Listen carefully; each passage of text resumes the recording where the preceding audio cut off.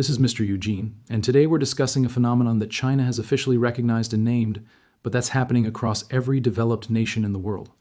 They call them left-behind women. Women who reach their late 20s and beyond without marriage, without children, and increasingly, without realistic prospects for either. And this isn't a small demographic anomaly.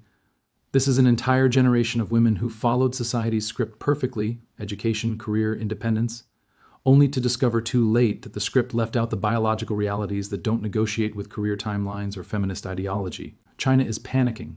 Their population is dropping at catastrophic rates. Some estimates suggest they're losing the equivalent of 100 million people per year when you account for births that aren't happening. And they suspect their official numbers are understating the crisis because admitting the full scope would be admitting that their policies and cultural shifts have created demographic collapse. When India overtook them as the world's most populous nation, it wasn't just a statistic. It was a national humiliation for a country that built identity partly on population size. And before we get into this, let me tell you why this matters beyond demographic statistics, and why I'm willing to discuss what many consider an uncomfortable truth about female fertility and life choices. Because I've watched this happen in real time. I've counseled women in their mid to late 30s who followed every piece of advice society gave them, got the degree, built the career, established independence, and then looked up one day and realized the family they always assumed would happen later isn't going to happen at all.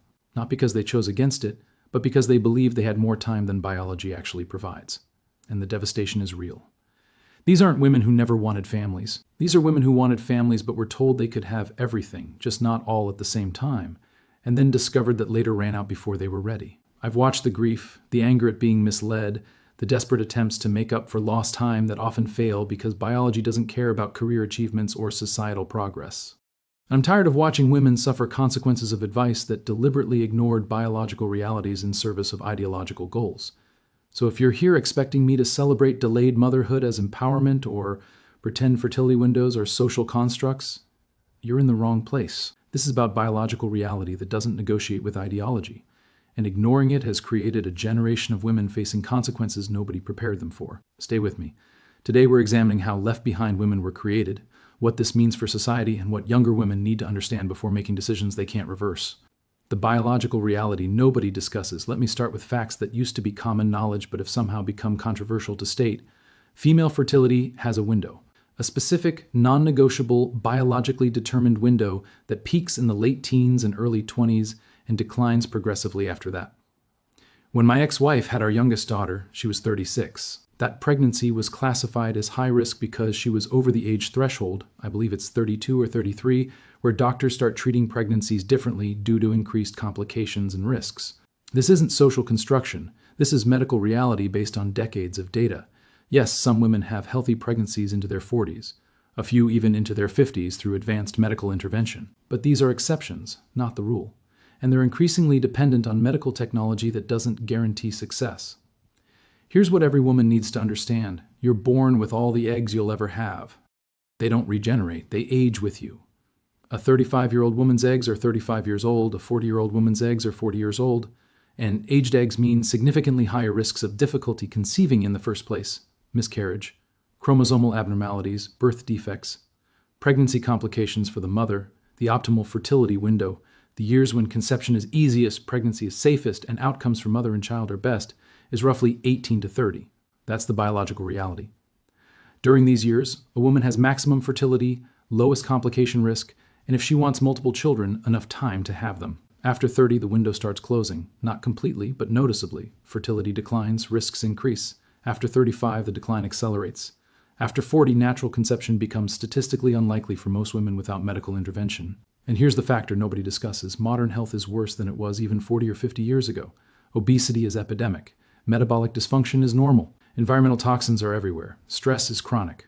These factors compound age-related fertility decline.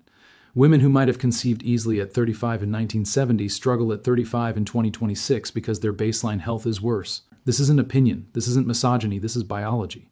And biology doesn't care about career timelines or feminist ideology or societal expectations. It just is. The feminist script that ignored biology. So what happened? How did we create a generation of left-behind women? By selling women a script that deliberately ignored biological reality in service of ideological goals. The feminist narrative went like this: you can have it all. You don't need to choose between career and family. You don't need to depend on a man. Get your education, build your career, establish your independence. Then when you're ready, when you're financially stable, emotionally mature, professionally established, then you can think about family. You have time. Don't let anyone pressure you into motherhood before you're ready. Your 20s are for you. This script sounds empowering.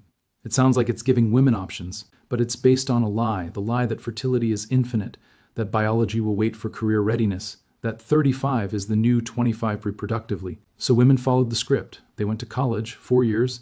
Many got master's degrees, add 2 more years. Now they're 26, 27, entering the workforce.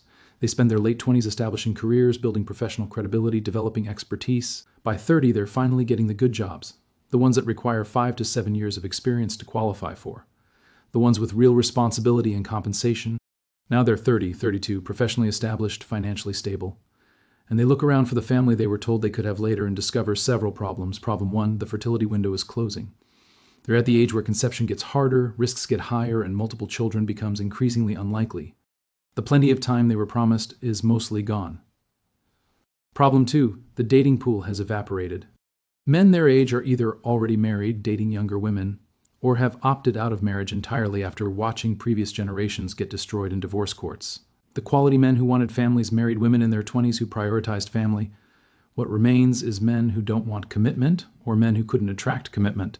Problem 3, they're now overqualified for many men. They out-earn average men, they're more educated, they're more professionally successful.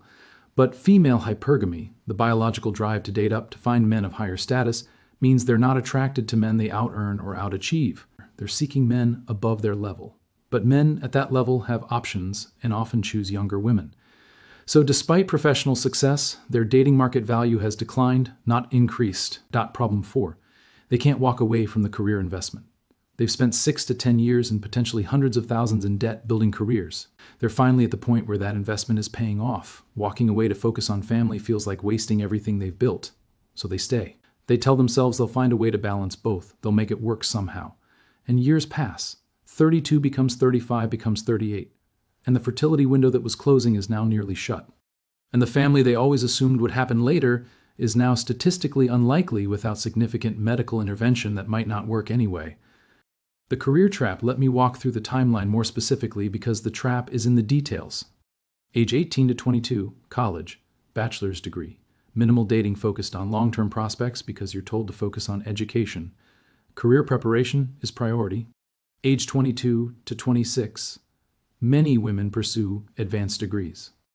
Master's, sometimes PhD. Still told that focusing on relationships is distraction from professional development. Still believing they have plenty of time for family later. Age 26 to 30, entry-level professional positions. Building resume, gaining experience. Dating casually but not seriously because you're establishing career and don't want relationship to limit opportunities. Geographic mobility matters. Can't commit to someone who might limit your options. Age 30 to 33, finally getting the good jobs. The ones that required 5+ years of experience. The positions with real responsibility and compensation. Starting to think seriously about relationships and family. But the good men your age are taken. The ones remaining either don't want marriage or aren't men you're attracted to. Age 33 to 36. Relationship desperation sets in. Biological clock is screaming. Every social media pregnancy announcement is a knife. Dating becomes more urgent, which makes it less successful. Men can sense desperation. It's unattractive. You're trying to compress timeline, meet someone, build relationship, move to marriage, start trying for kids, into window that's already almost closed. Age 36 to 40, for most women, this is crisis point. If you're not already pregnant or actively trying with a committed partner, family is probably not happening naturally. You're looking at IVF, egg freezing, sperm donors, adoption. None of the options look like the family you imagined. The fairy tale is dead. And you're grieving the future you expected while trying to figure out what's actually possible now. The trap is that each stage seems reasonable in isolation. Of course you should finish your education. Of course you should build your career. Of course you shouldn't settle for bad relationships just because your biological clock is ticking. Each decision seems rational, but the cumulative effect, the time consumed by each stage, eats through fertility window before you realize it's happening. The male withdrawal factor. But it's not just female biology and career timelines creating left behind women. Male behavior has shifted too, and this compounds the problem. Men are increasingly opting out of marriage entirely. They're watching their fathers, their older brothers, their friends get destroyed in divorce courts, lose their kids, lose their assets, lose years of income to alimony and child support. They're watching men do everything right, be good husbands, good providers, good fathers, and still lose everything when she decides she's not happy. So younger men are making a rational calculation. The risks of marriage far exceed the benefits. The old bargain, you provide and protect, you get loyalty and family, is dead. Now you provide and protect and might still lose everything on her whim, while facing family court system designed to extract maximum resources from you. Result, quality men who would have been good husbands and fathers are staying single. The marriage pool is shrinking. The men willing to commit are increasingly men who can't attract better options or men who don't understand the risks. The high-value men women want?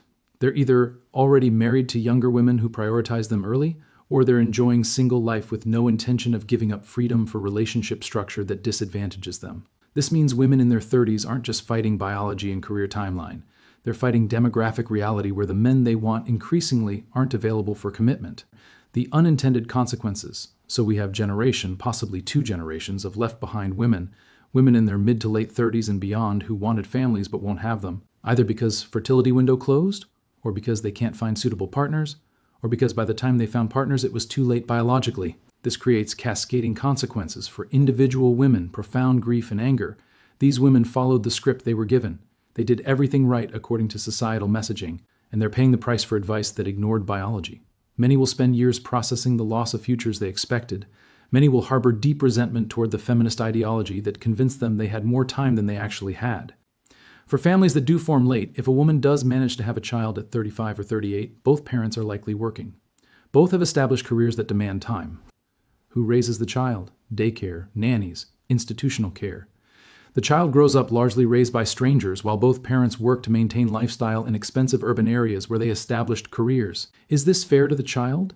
Is this the family structure anyone actually wanted? Or is it just the result of poor planning and prioritization? For demographics, fertility rates collapse. China is panicking about this. Japan has been dealing with it for decades. South Korea's fertility rate is below 0.7%, meaning each generation is 1/3 the size of the previous one. Western nations are all below replacement rate. When women delay childbearing into their 30s, they have fewer children overall. Biology limits how many you can have when you start late, 1 or 2 instead of 3 or 4, and some have none at all. Population pyramids invert. More old people than young people. Economic systems built on growth collapse. For culture, massive cohort of childless women changes society. Women without children have different political priorities, different spending patterns, different life perspectives than women with children.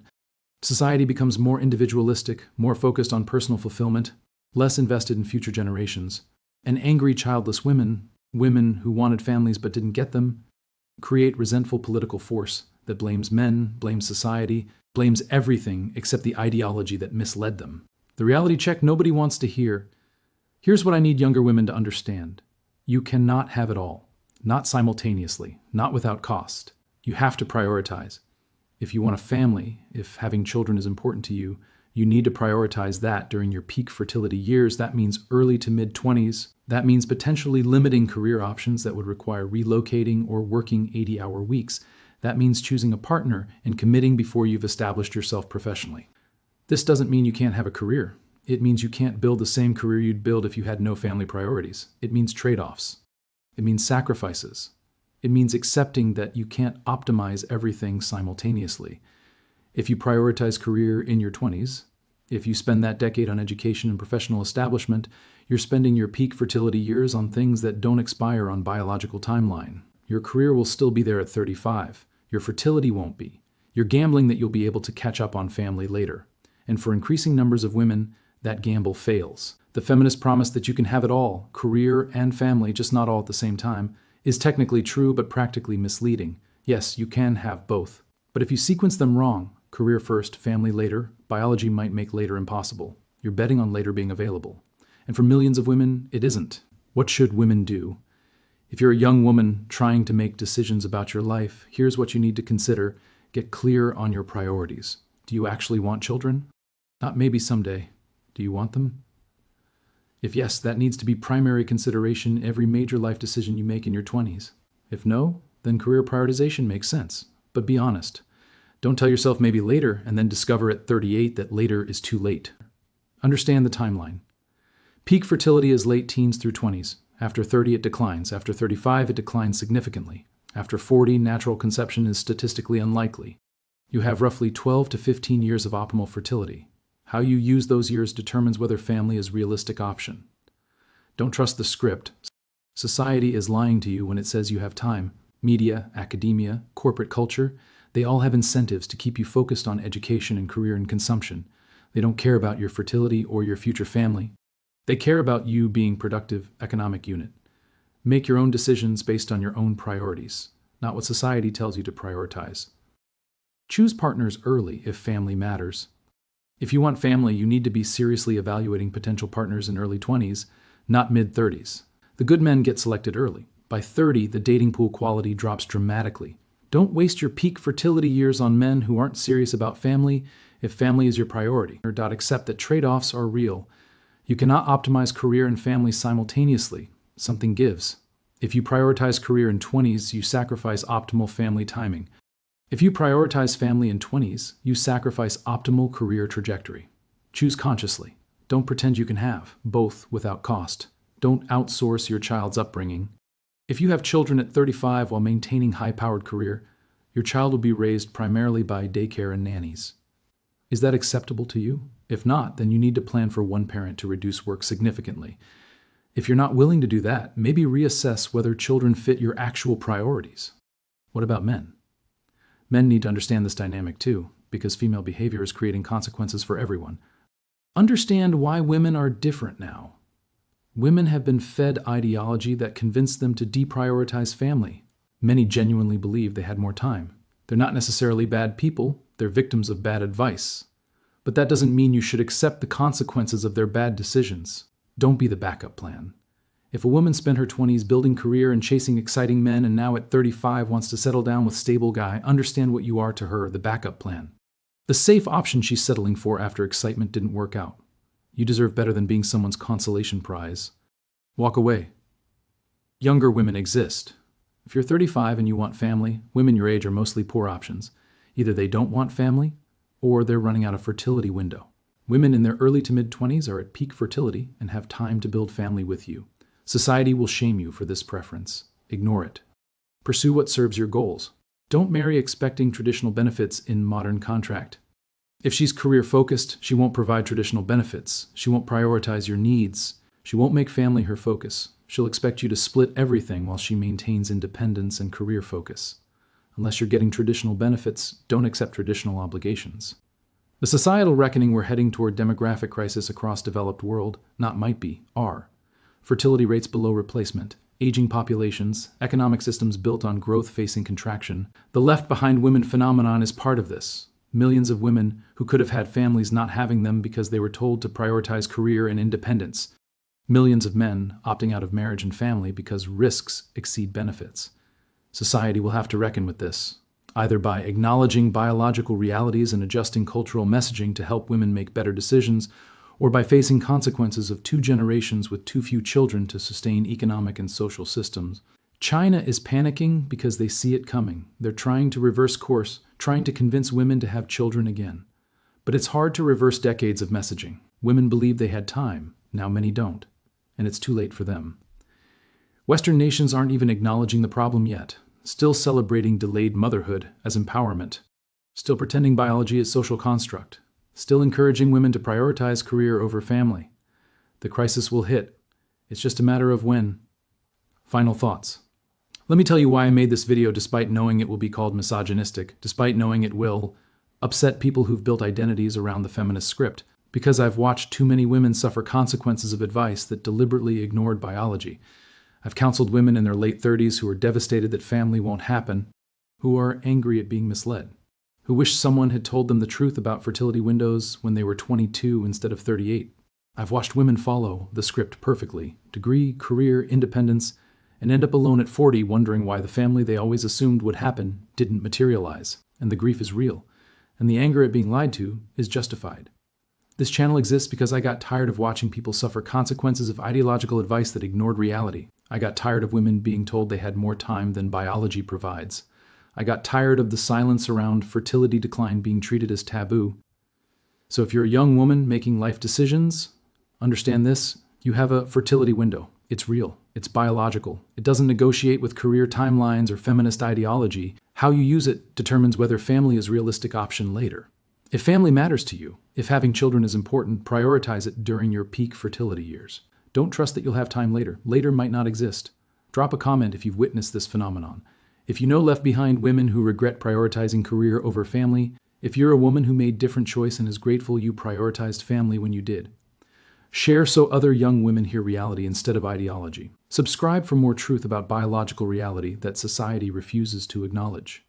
Because this channel will never tell you that biology is social construct. We'll never pretend fertility is infinite. We'll never encourage you to gamble your childbearing years on ideology that ignores reality. The left behind women crisis is real, it's growing, and the only solution is honesty about biology before another generation makes decisions they can't reverse.